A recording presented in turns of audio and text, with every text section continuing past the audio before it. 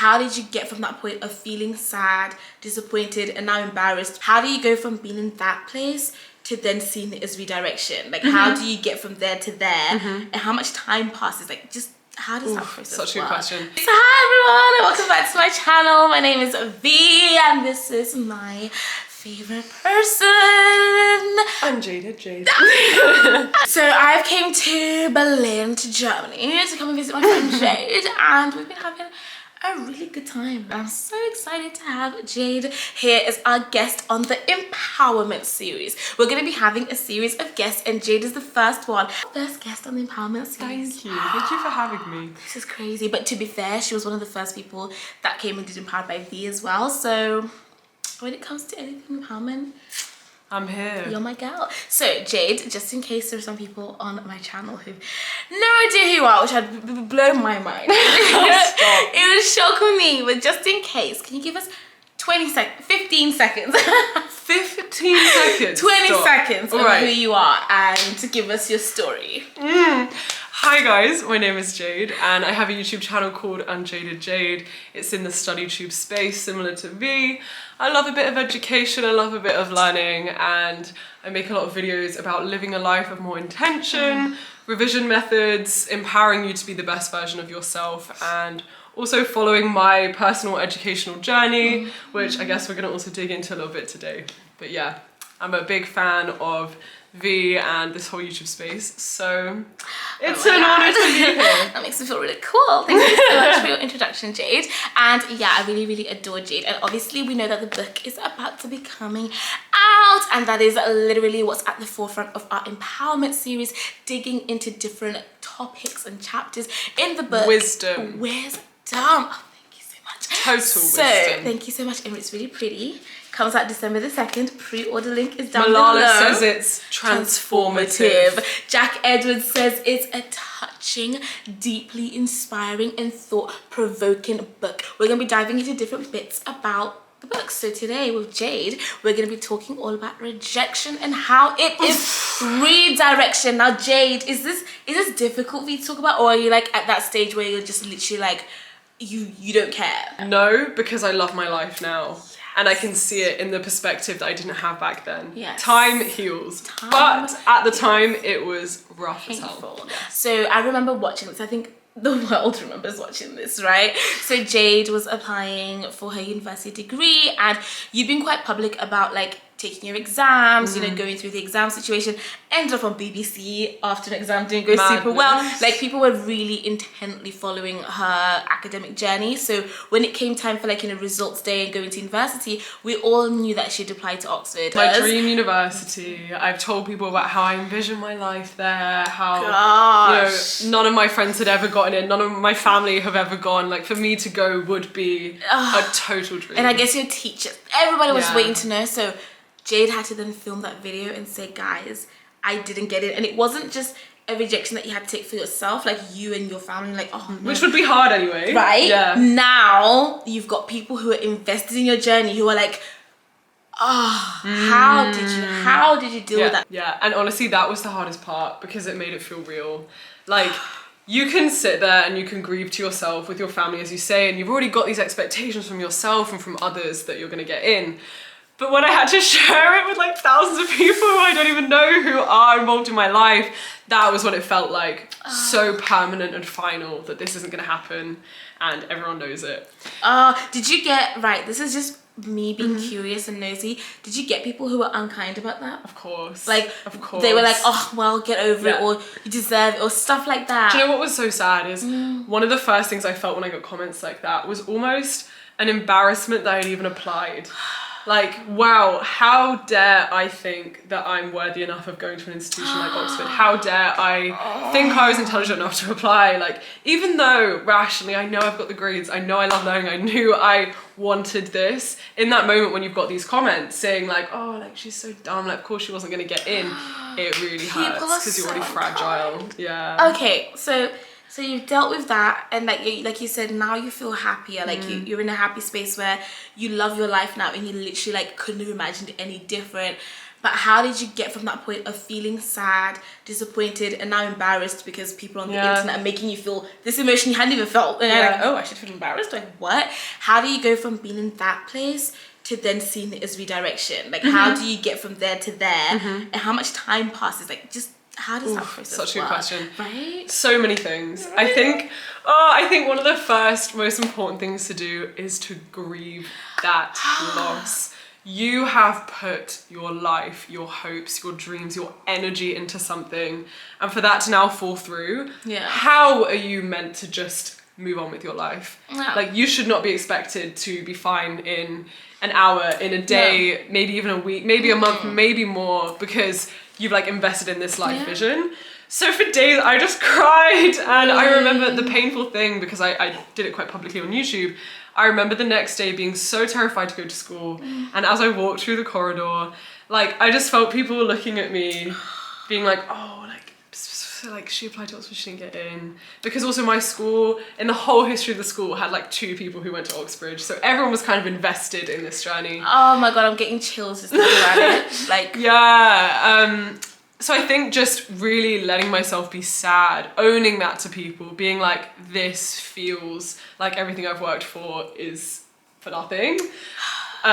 Doing the whole like sad playlist, watch Netflix, cry a little bit, just be really vulnerable with the feelings so that you can like honor them and let them pass. And then for me, it was throwing myself into something else.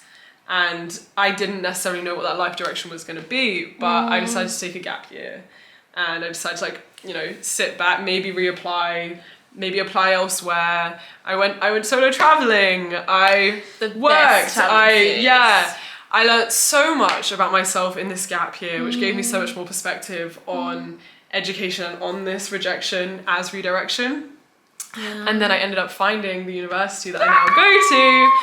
And I think that's the final thing, right, that's got me to say that this rejection truly was good redirection, because I'm at this university now. I'm currently studying in Berlin, and this university feels made for me. It's the dream university I didn't know that I needed, which is why it feels so meant to be that I was rejected from Oxford. And I was telling you yesterday, like, I look back at the girl I was before I went to university now, and like, I don't really recognize her because I've just learned so much in the last few years. I've become so much more open-minded. I've met so many interesting people, been able to travel the world, do all these insane things I never thought I'd be able to do. So exciting. And I know that it's difficult when it immediately happens to be like, oh, I'm so excited, because no, you just poured your heart and soul into something. And obviously Oxford can be a metaphor in the situation for whatever you're going through, whatever your context is. And for a student who's like 18 and all you have to care about in your life is exams, and that's all you ever heard, of course that's gonna crush you. But we do know that there's bigger things in the world and all this stuff, because I know someone would say that, like, oh my god, like, you got rejected from uni, people are dying. I know that, we know that, but we're just talking about the context of, in that moment in time, that is what you are focused on. It matters to you, and that's therefore what I'm saying. Because people will always say that, like, oh, but the rejection wasn't that serious. And I'm just I hear it all the time on the internet. Like, why are you going on and on about this rejection? But it's like 18-year-old student, all you've had to do is study. School's been your only focus. The biggest thing in your life is university is coming. Where are you gonna go? Of course, it's gonna crush you like that. Of course, it is. Like, that is just a point on that side note. But however, factor this into whatever you're going through, and in that moment when that rejection comes, it's going to hurt. It's going to hurt. You're gonna feel, and what you don't want to do is make it that you are a rejection rather than you're rejected from this thing. Yes, like, it's not your identity, right? You are not a rejection. You are a success, a future success, who is experiencing this one rejection, right? Yeah, but it's hard. How did you manage to separate that? How did you manage to say Jade isn't going to Oxford, but Jade will go to a uni, we don't know what uni. However, Jade is not a failure. It's just that Jade didn't get into this. You know what I mean? How do you keep that separate? Because I guess that's what people struggle with, right? I think journaling, as we've talked about a lot, sitting with yourself and writing down all the reasons why you are incredible. Yeah. Like, for example, yes, I didn't get into Oxford, but I still was doing well at school. That doesn't take it away. It doesn't say I'm not clever or gonna do incredible things. It just means that this university isn't the right one for me at this at this moment. So sitting there with yourself, writing down why you're incredible, what skills do you have? And you do have so many skills. What have you done in your life? Like, I was like, oh, Jade, you had a whole YouTube channel, you know? Like, you did that of your own accord. Wow. And yes, Oxford rejected you, but you're not a reject. That's what I'm trying to get at. It's like, because you fail at text, because you get rejected from a university, because you don't get the job you've applied for, because like certain things don't happen, it doesn't mean that you are that. And so in the intro of the book, this is really, really, you know, I said, since embarking on my journey of self-empowerment and putting myself out there on the internet, I've learned a lot about myself. I've begun to understand my emotions more deeply, and as a result, adapted and improved my methods of coping. Before this, I was guilty of self-indulging in my negative emotions, questioning why bad things happened to me. I'd wear my emotions, anger, self-pity, sadness on my sleeve. Rather than feeling sad, I would become sad. By this I mean I would talk sad, think sad, walk sad, act sad, you get the gist. Rather than momentarily allowing the emotion to pass, I allowed the feeling to become permanent and to consume me.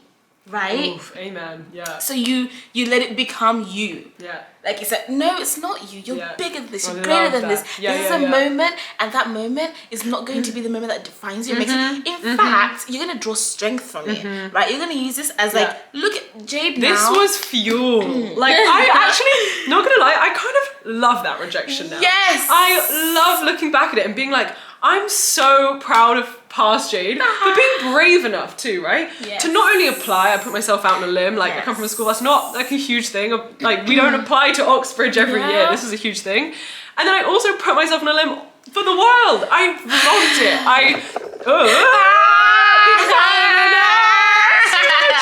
Yeah, like I let the internet in on the journey. That was so brave. I'm so proud of myself for doing that. And then I picked myself up, I carved my own path, I went on a gap year, I found a university which suits me better. Honestly, in the book, I talk about how my moments of rejection are my favorite moments of my life because they made me go back and come back twice as hard. And the full quote that I stand by is, rejection is redirection and failure is another chance to try again. Because you just being given a chance to take back, like, let's just say this book gets rejected by like 10 publishers, and I think Harry Potter and some of the greats like Life of Pi, Harry Potter, Squid Game, huge hype right now. Do you know the guy who wrote it pitched it to Netflix for 10 years, and he got now it's the highest grossing Netflix and you know movie what? in real life. When I was reading about J.K. Rowling's Harry Potter or like different books, I was reading that when they did get that rejection, they'd be like, okay, cool. They'd take in a little bit of why, they'd adjust the thing a little bit, then throw it back out. They wouldn't throw out their book, they'd just change the chapter a little bit.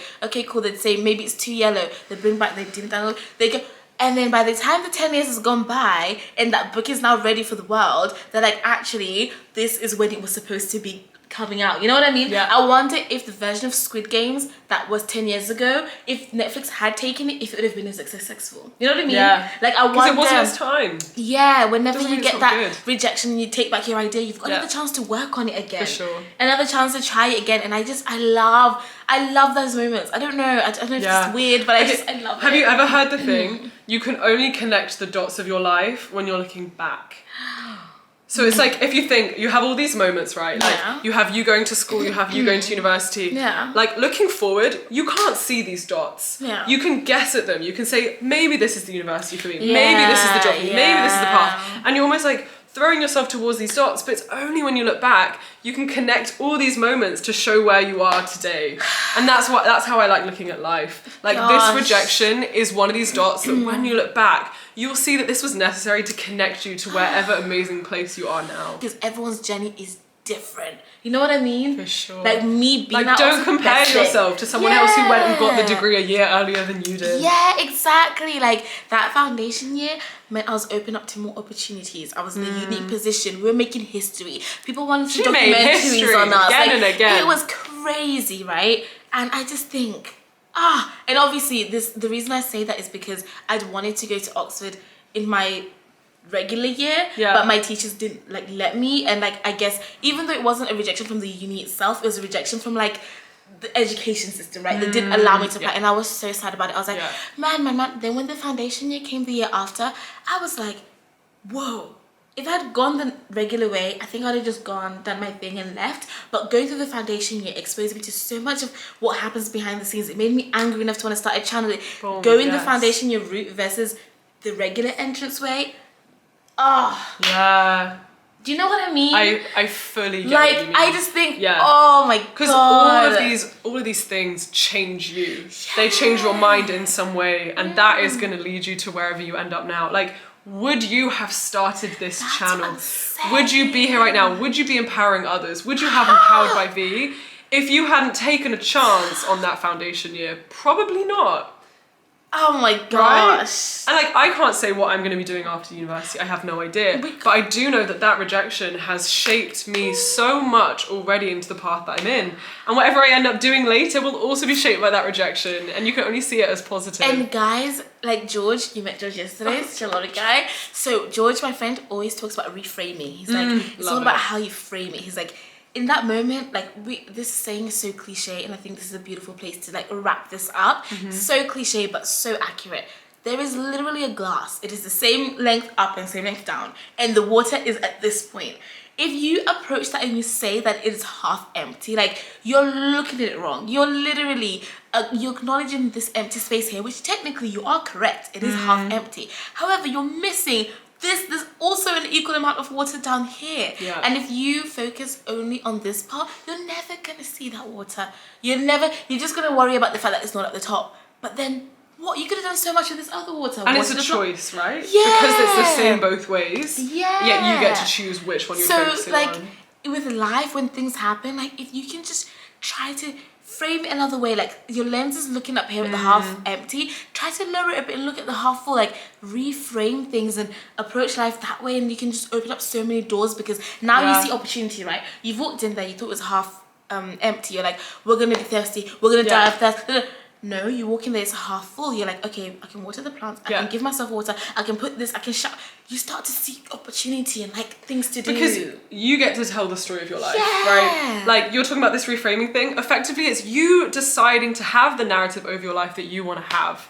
And that's what's been so beautiful, like in your journey, right? Because you're always owning all of the parts of your life. Failure, I'm owning the rejection. The you get to choose that. Every ounce of it.